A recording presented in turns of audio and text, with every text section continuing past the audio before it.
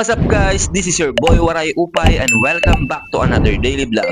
At syempre dahil sahod natin kailangan nating gumastos. Of course, kailangan yun. Wow! Namin na eh. Pero syempre biro lang yun. Ano ka? Warat na nga na kita sa lapi. Magaginastos pa kita. Pero syempre kailangan pa rin natin silang i-treat every sahod. Kasi nga ayun yung purpose natin kung ba't tayo nagtatrabaho. Diba? Para sa kanila yun. Saan tayo kumukuha ng lakas? Sa kanila. Sino nagtatanggal ng pagod pag umuwi ka? Anak mo. Sino umuubos ng pera mo? Asawa mo. So ayun nga guys, nakapasok na kami sa Jollibee. And then ito yung anak ko, tingnan nyo guys. Nagtuturo na ng Jollibee pero yung taga Vietnam daw.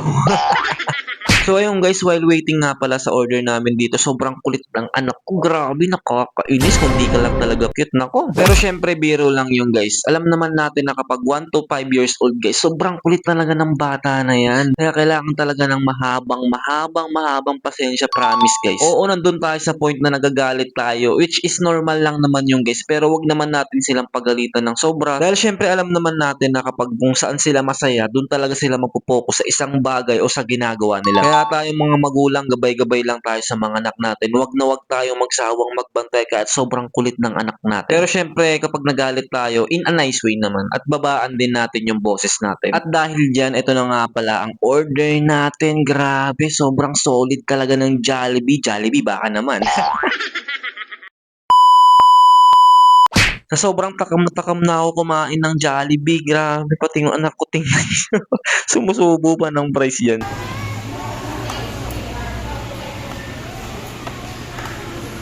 At dahil nabitin ako sa gravy, nagpakuha nga pala ako sa misis ko ng gravy dahil gustong gusto ko to lagi sinasabaw. Pero aminin nyo, ginagawa niya rin to. Ano, pusta, kala mo ha.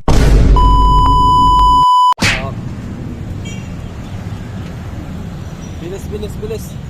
Oh, kiss na papa. Kiss na papa. Uy, kiss na papa. Kiss papa, kiss. Bye-bye. Bye-bye na. Bye-bye. So dahil papunta na tayo ng work, masasabi ko lang, sobrang blessed ko dahil meron akong maliit na anak na kumikis sa akin or ako nagkikis sa kanya kapag umaalis ako guys. And then ayan, dati yung kinikis ko yun lang yun o. 2,000 years later. Huwag mo pahawakin yan dyan, babe. Baka may ground yan dyan.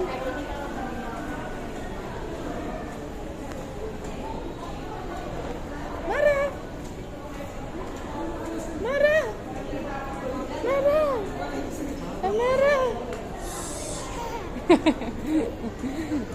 Oo eh.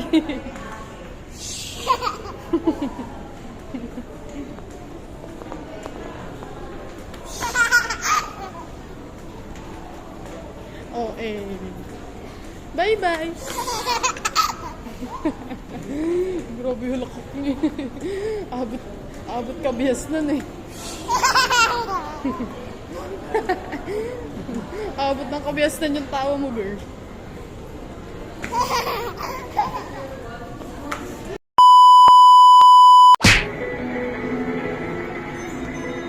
Ilan? Saan? Ilan? Where?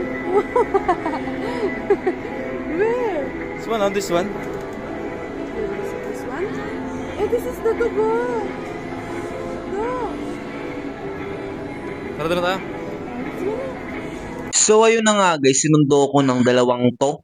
Porket may sahod na ako, pupunta-punta kayo dito samantalang pag wala akong pamasahe ng shuttle, hindi nyo ako sinusundo. Ewan ko ba sa dalawang to? Lagi na lang pupunta dito sa SM, may kailangan. Tingnan mo, ayan, nagtuturo na naman yung anak ko. Saan daw kami pupunta? Diyan daw kami sa Kidzona. Ay nako, ikaw naman talaga, gabing-gabi na, papalaruin mo pa yan dyan. Pero syempre dahil pogi tayong ama, pagbibigyan natin yan.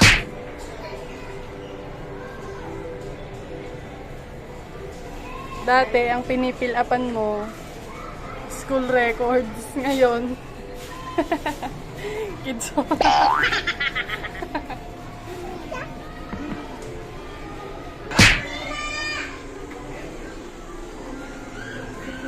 Paytime.